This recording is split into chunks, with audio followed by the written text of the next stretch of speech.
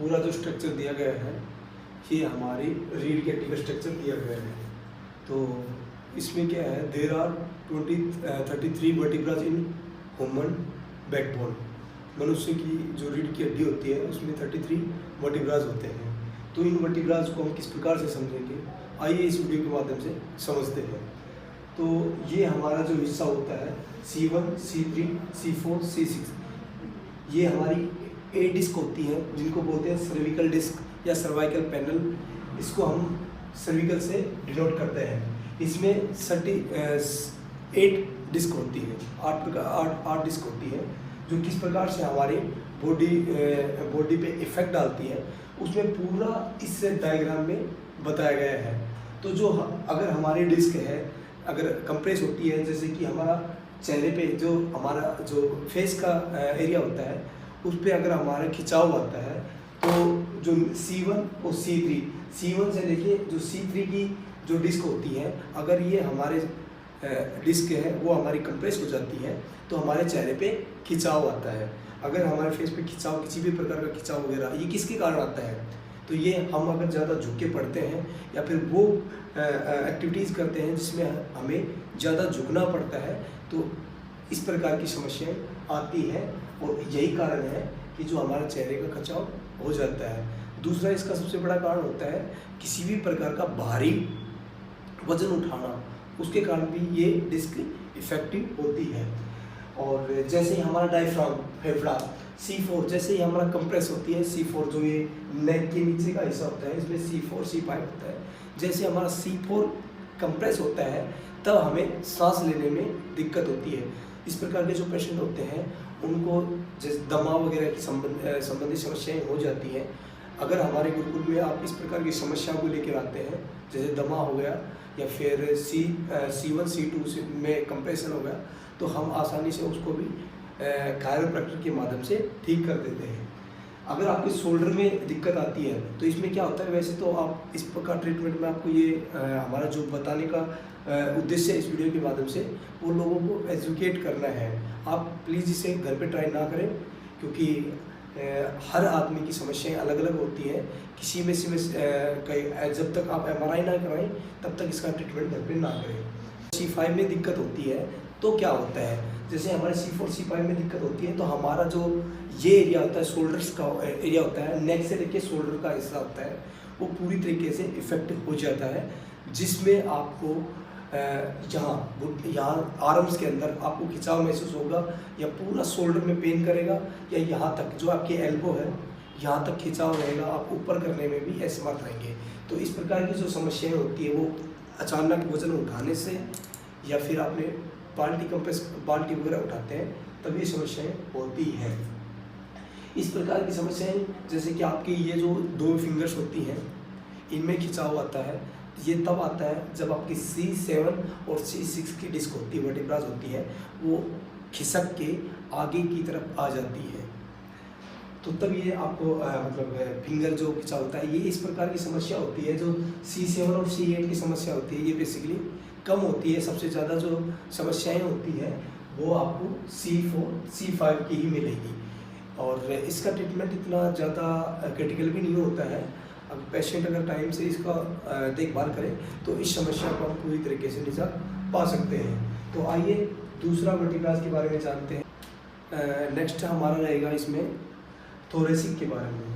Thoracic में होती है T12 तक, T1 से लेके T12 तक होती है। तो कैसे हमें पता लगेगा कि ये हमारी समस्याएं होती है। थोरेसिक की जो हमारा जो रीढ़ की हड्डी का पार्ट होता है C8 से लेके, और C8 से आगे का भाग T1 से लेके T12 तक रहता है। तो ये जो समस्याएं होती है ये बेसिकली बहुत ही कम होती है। ज़्यादातर समस्याएं होती है वो T11 to T12 तक ही होती है। अब अगर आपके पेट में किसी भी प्रकार का खिंचाव है, सबसे पहले तो हम T1 को समझते हैं। T1 को समझने में हम क्या होगा कि अगर आपको किसी भी प्रकार का, जैसे कि आपके हाथ में खिंचाव होता है और वो उसमें टिंगलिंग होती है। टिंगलिंग का मतलब होता है कि किसी भी प्रकार की चिट्टियों का चलना, आपको ऐसा महसूस होता है कि हमारे शरीर में चिट्टियाँ वगैरह है, ऐसे लगता है जैसे कि चिट्टियाँ वगैरह चल रही हैं, तो उसमें टिंगलिंग बोलते हैं उसको। तो वो समस्याएं होंगी T1 की। तो बेसिकली ये समस्याएं होती हैं टंग की होती है और एब्डोमेन्स की होगी। एब्डोमेन्स में क्या होता है, पेट की संबंधित अगर आपकी किसी भी प्रकार की गैस वगैरह की समस्याएं होती है, और जैसे आप खाते हैं उसके बाद तुरंत आप सोच के लिए जाते हैं, तो इस प्रकार की जो समस्याएं होती है वो T12 के अंदर काउंट होंगी।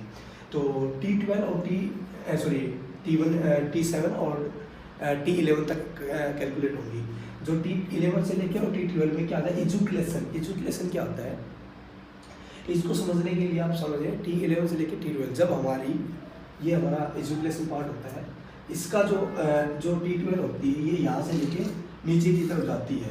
इसमें क्या होता है कि इजुकुलेशन होता है हमारे शरीर में किसी भी प्रकार का, जैसे कि अगर इस चीज़ को सरल भाषा में समझाऊँ आपको, तो पेशेंट का जो हिस्सा होता है, नीचे का जो हिस्सा होता है, उसमें जैसे हम बाथरूम पास आउट करते हैं वो कंटिन्यू नहीं जाता है, ठीक है, उसमें एजुकुलेशन नहीं होता है, मतलब तक का हमारे जो जिस प्रकार जो ब्लड सर्कुलेट होता है वो होना बंद हो जाता है नीचे की तरफ।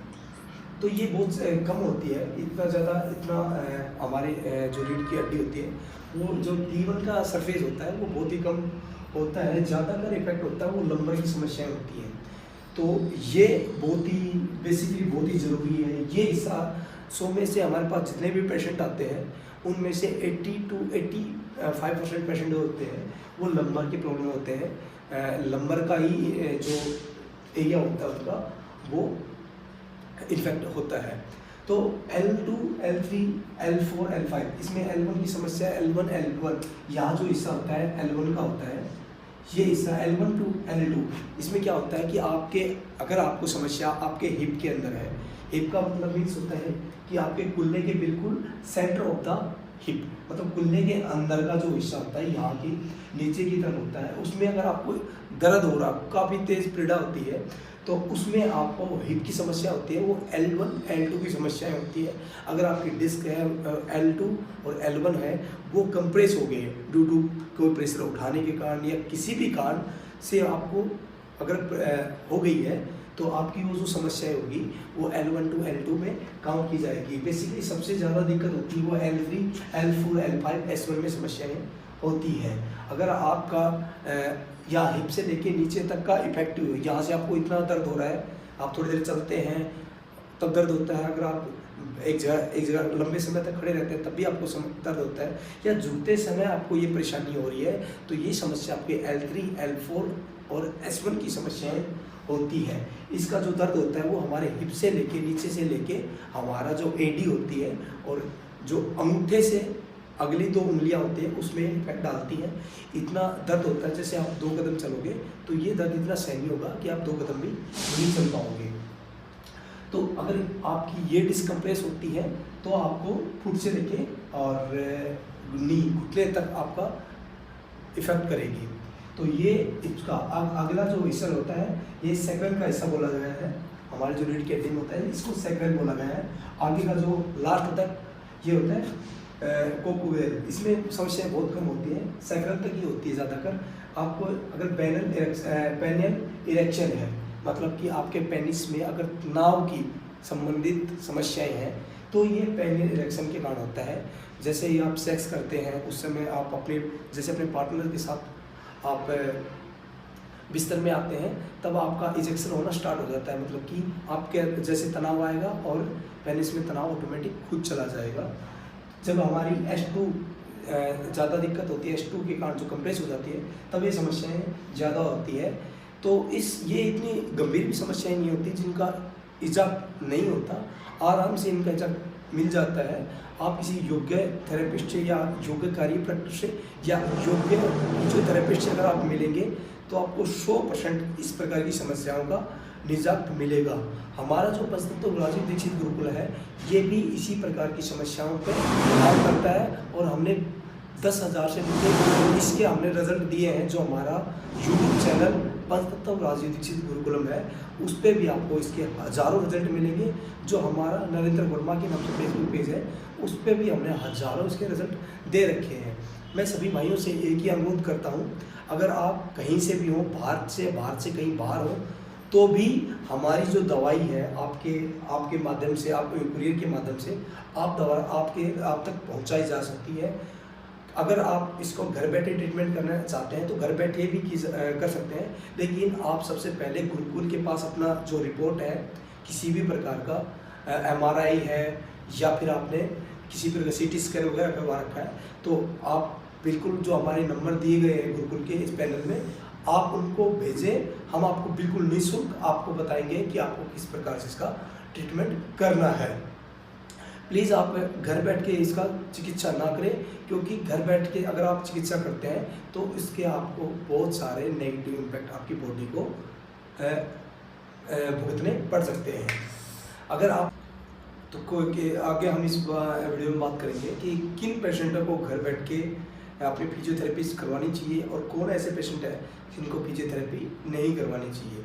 तो हम क्यों मना करते हैं कि आप घर पे फिजियोथेरेपी मतलब अपना खुद ना करें। तो जो हमारे पेशेंट होते हैं जिनको मतलब डिस्क होती है, ये तीन प्रकार से प्रॉब्लम क्रिएट करती है। अगर हम वेट तो सबसे पहले इस चीज़ का रहेगा कि अगर आपके माइनर सा बल्ज है L4, अगर आपकी MRI में आता है कि L4 L5 बल्ज है, तो आप अपना घर बैठ के चिकित्सा कर सकते हैं।